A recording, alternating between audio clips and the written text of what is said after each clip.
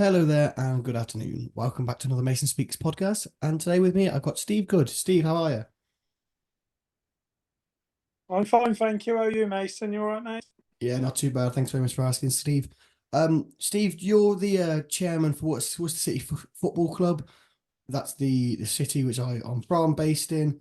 And the reason you're on today is to, we can talk a little bit about Worcester, about yourself, about the club, and all the successes that we've had this season. So, do you want to start off by just telling us a little bit about yourself, how long you've been in the job for, that kind of thing? Yeah, well, my late father, was chairman back in the 70s when we had a really successful side. I've been involved with the football club now for over 50 years, and I took charge. It was about 6 years ago now where I became chairman. We were under a lot of pressure, even just staying live as a club. But the influence has been there and good working board, and now we've been taken over by an individual that's really made a difference to where we are now to where we were before.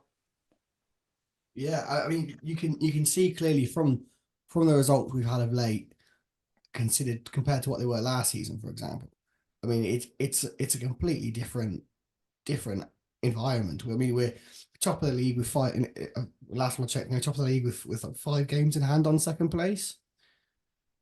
Yeah, I know it's 4 games in Four hand. games. Yeah, top of the league on goal difference, but I mean, I can't see us losing the league, but things can happen. But we're just doing game by game. We're on another good run now where we haven't lost for some time. In the last, I think it's the last 5 games, we're averaging 4 or 5 goals every game we're playing. So it's just fun to watch at the moment, which is a change from the previous couple of seasons. Yeah, no, you are right. You got some proper exciting players on the squad. I mean, you got Belmonte, Insole. They're just two phenomenal players to watch, and they're performing so well at this level. I mean, did you think it's to do with the fact that we're at a level that suits us now and then we're just going to grow with it? Or is there something about the team that's changed recently that's made this happen? I think last season we had quality players. We had a lot of quality players who could play football. I think the difference is this season we're all together. I mean, the changing room is so tight.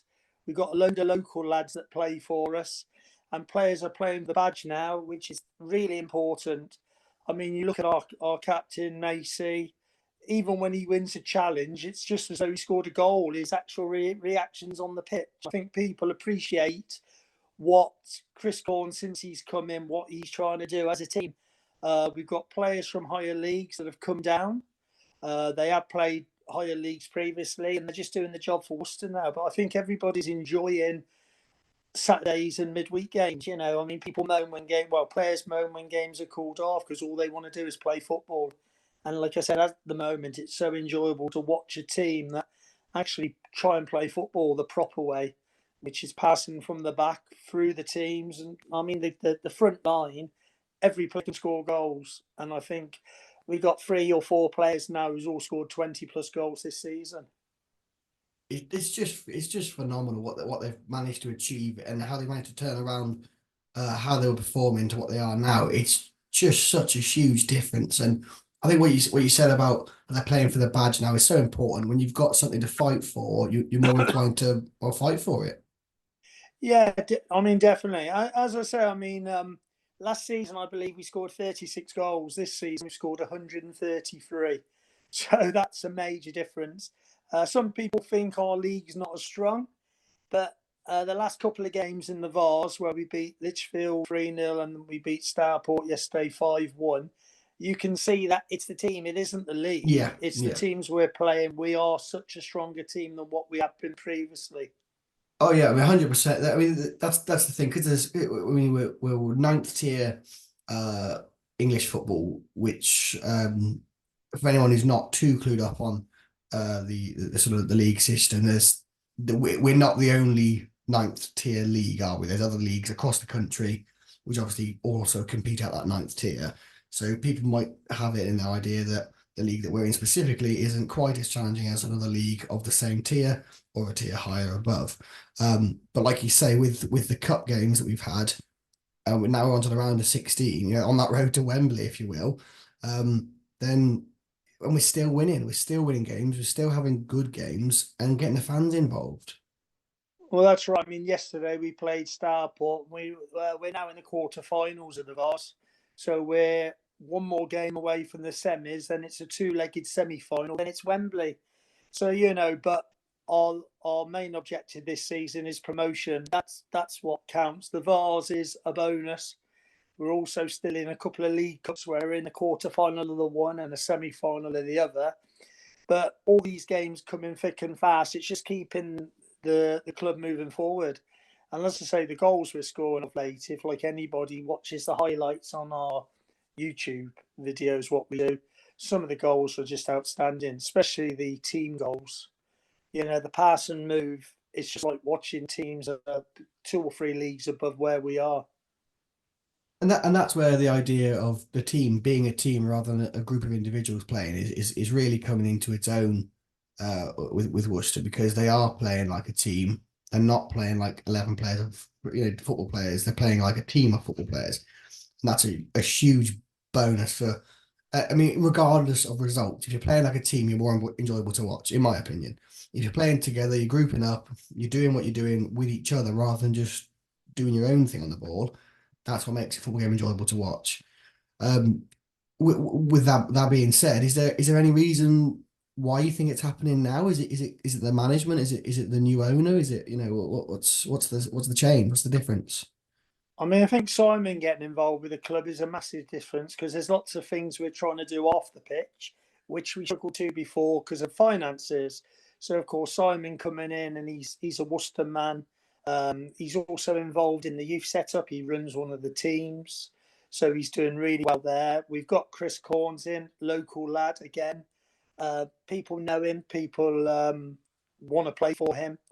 The signings he's made have been, there's a couple of lads that come in that weren't fit when they first come in, but he's actually got everybody so fit. I mean, we play so many games where we haven't had any games lately where we've struggled, but when we've had games, normally after 80 minutes, teams that we play, they've just gone, whereas we can play for the full 90 minutes, which makes a lot of difference. And going back to yesterday's game against Starport, they're a team that only lost 3 in the league, doing well in the Midland League, which is the same standard as what we play in. But we had 4 of our main players weren't even in the squad. So, and still to win the way we won was just outstanding. But I just think everybody's so together, and that's on the pitch and off the pitch. We got a lot of fans coming back to watch us, which is great. A lot of the old faces are coming back, and it's just making it's just really enjoyable at the moment. And also away games, we average about 200 people travel to watch all our games away from home, which at this standard of football is unbelievable. It really is. It's bringing a sense of community back to Worcester in regards to its football, which is one of the great things about it. And it's because of that. I mean, Worcester's got a huge history. It's 1902. It was founded, if I'm right in thinking. That's correct. St George's Lane, iconic pitch for Worcester, and now obviously all of that went. The pitch went. The whole adoration of the club went. But now it feels like it's coming back. Would you agree? Yeah, definitely. I mean, there's still a long way to go, and everybody knows there is, but at least we're starting to move the right direction. Um, we're now at Claines Lane where we play, which is owned by the WFA. That's the Worcestershire Football Association. Unfortunately, the crowd limit there is only 1,400. So for real big games, we'd struggle to fill. To struggle for our supporters all to get in, I should say. But yeah, things are just moving forward, and I think it's people are starting to get smile back on their faces. I mean, we haven't had a promotion since 1979, and my late father was chairman when we got our last promotion. And for a club the size of Worcester, that's not right. We should have had other promotions over the years. But yeah, no, everything's just coming together all at once. And as I say, Chris has just done an tremendous job with his assistants, and just everybody's just all one now, and that's what we want. Just moving forward. But I think in the future, I mean, hopefully promotion this year, hopefully a Wembley appearance, which would be a bonus. Next season, it's most probably go for promotion again, but just perform the way we're performing now. We should do quite well because the standard above, there are some better sides, but a lot of this average where we are now. So, we actually should compete while in the league above, hopefully. And then maybe a season there just competing and then maybe go for another promotion. I mean, the main thing for me is every year I always say that our main priority is winning the league. And you have to say that. If I said to people, I want to finish in the top 10, that's not good enough. You have to go to win the league. And that's what we try to do every season. Do you think you'll win the league this year? Yeah, I mean, if we don't, it'll be our own fault. I mean, to have 4 games in hand, joint top on goal difference, it'll be. I mean, we've only lost 1 game this season, so we had to lose 5 games technically for us to not win this league. And I just can't see anybody in this league that will win a game against us this season the way we're playing. There's always things could happen, but if it does, it'll be horrendous. But I honestly can't see us not winning the league.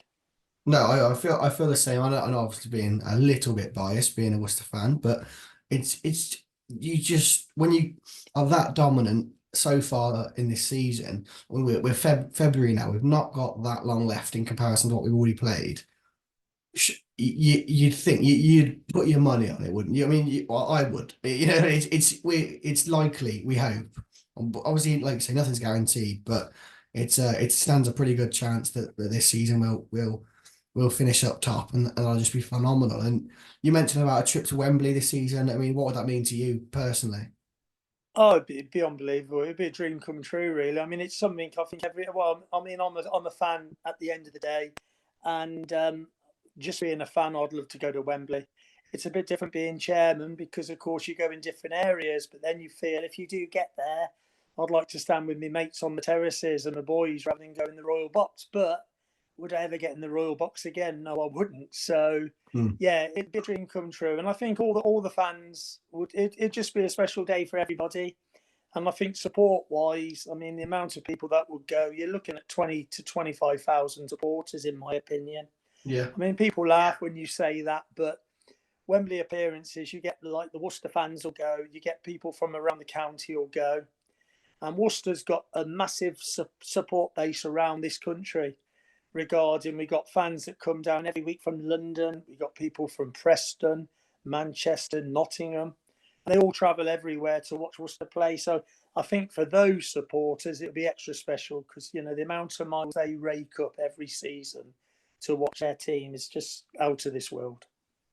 It's like you say with Wembley, it's a different kind of game, isn't it? I mean, you are expecting if we get to Wembley, fingers crossed, it would just be huge for the city, for the county, for the club, of course. I mean, the players individually. I mean, some of these lads, some of them are quite young, and going to Wembley, playing on that pitch, and really getting a chance to show everyone what they've got. I mean, it'd just be out of this world. I mean, to be fair, I mean, as I say, Worcester take game by game. If we get there, brilliant. If we don't, we've done well to get where we've got. But I just love to see the lads play on that pitch because the way we play football on some of the pitches we play on is outstanding. I'd love them to play on a proper pitch, and I can just imagine the standard of football will be something out of this world. And I think the other thing, crowd-wise, our lads are now used to playing in front of crowds. I think the game yesterday, Starport froze a bit, playing in front of getting on for 2,000 people. Our players are used to playing in front of 800-900 every week, and I think that makes a big difference as well.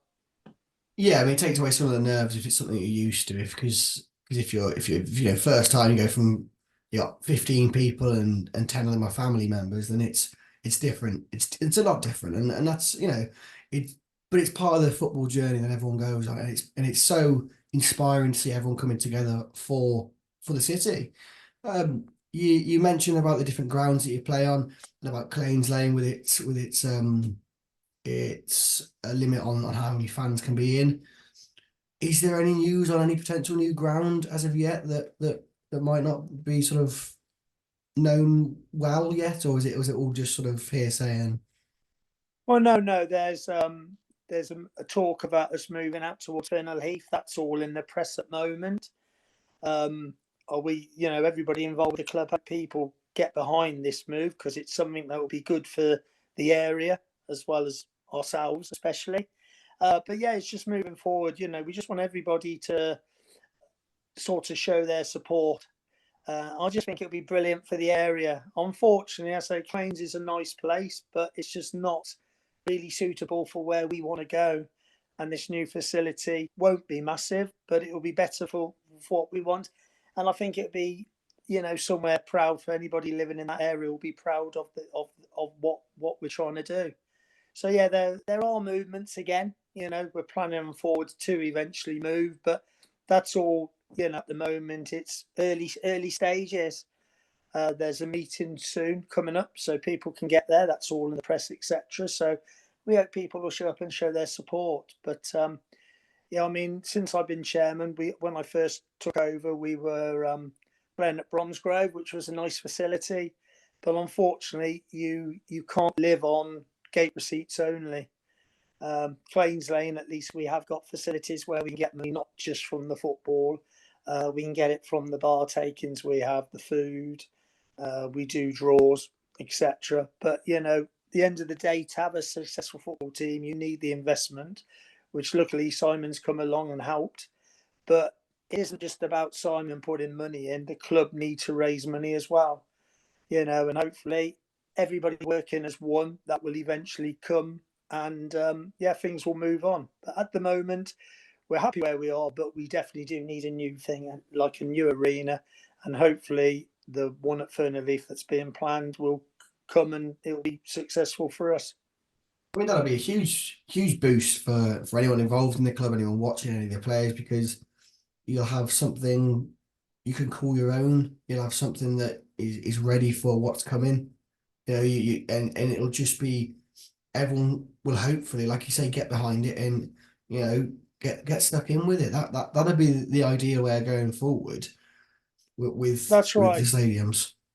I mean, I think the problem is in the past when people talk about us moving grounds, you get all the rumours going around. These places are going to be the size of Old Trafford, and it puts people off. I mean, we're Worcester City. We're not a Football League side. We're a non-league team. Hopefully, entertaining local people. The new facility is not going to be a massive facility. It's just going to be big enough for Worcester City. Of course, if we do get promotions, of course, you will get more people coming to games, but it will never be like a massive stadium. Unfortunately, that's what's spread around the city when things like this happen.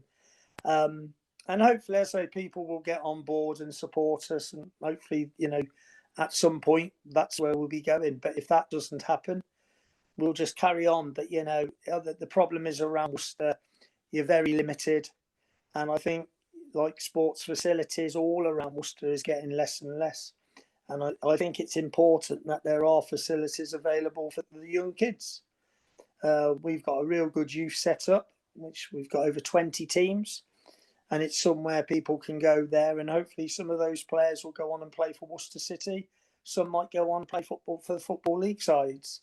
But there is a facility for us to try and promote kids in Worcester. We do a lot for disabled, which is really important as well. We've got girls teams. We are working with the community as much as we can.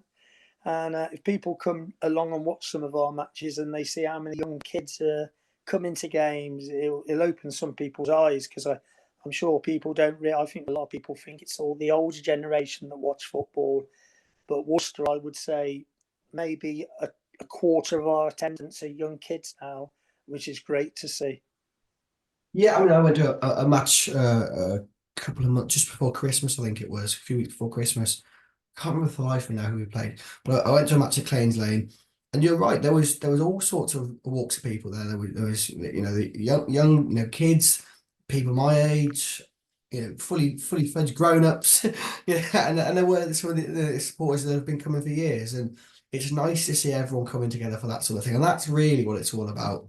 We football is a sport, but it's so much more than that as well. It brings communities together. It gives us something all to cheer for, and is some excitement in an otherwise horrid world sometimes. So it really is what it's doing for the community of Worcester, in my opinion, is just unbelievable. It really is bringing a sense of togetherness, a sense of pride of where we're from.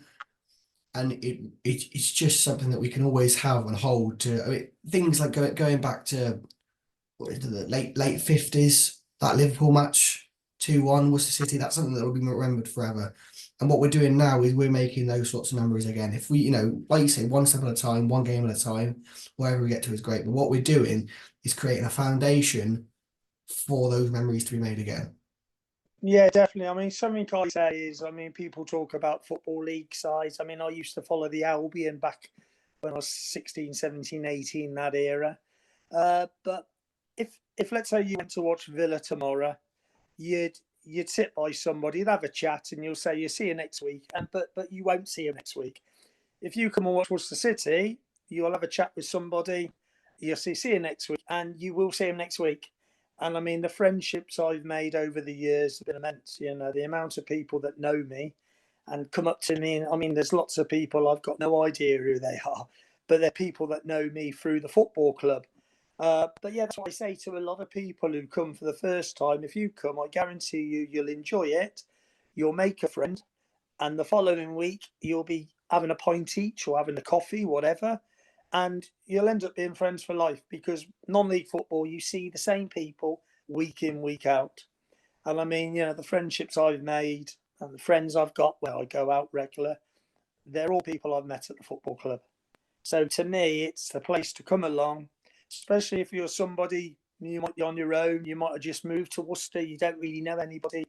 Come along to a game, I guarantee you'll know two or three people by the time you leave the game. And that's a great ethos to have about it. It's such a nice way of looking at it. I mean, you see lots of people who aren't specifically football fans often see the bad sides of it. You see the racism, you see the chant, and you see the fights, and the hooligans. Or, you name it, it's there. But when Oh, you definitely. but when you look at a small club like we are, we're just it's just surrounded about positivity. Everything. Obviously, there's time where people are upset. Oh, he didn't make the shot, didn't make the pass when he should have. That's football. But what we have got is we win together, we draw together, we lose together. Yeah, definitely. I mean, you know, there are some nasty things that happen in football. Unfortunately, that's really out of our hands. But what we try to do, we try to get on top of everything. We've got people that are trained that come to games. If there is any incidents, it's sorted. And, you know, that's what we try to do. You can't guarantee that everywhere you go because quite a few grounds we go to at this standard, you've only got one man and his dog at the gate to do everything. Luckily, we've got a real good team of volunteers. To plug the volunteers, we could always do with more. So if there's any listeners that fancy getting involved with the football club, please get in touch. But as I say, we try to do everything the right way. And that's one thing I did state when I became chairman with my colleagues, that we wanted to continue running the football club the way it was run when we were in the higher leagues. And that's where we look after players with after match food. They always have a hot meal.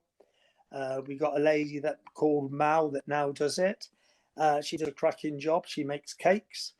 And it's something that most teams at the end of the day really appreciate the way we look after them. And that's something I just think that as a club, that's what we should be doing. We've got quite a bit of commercial stuff going on behind the scenes.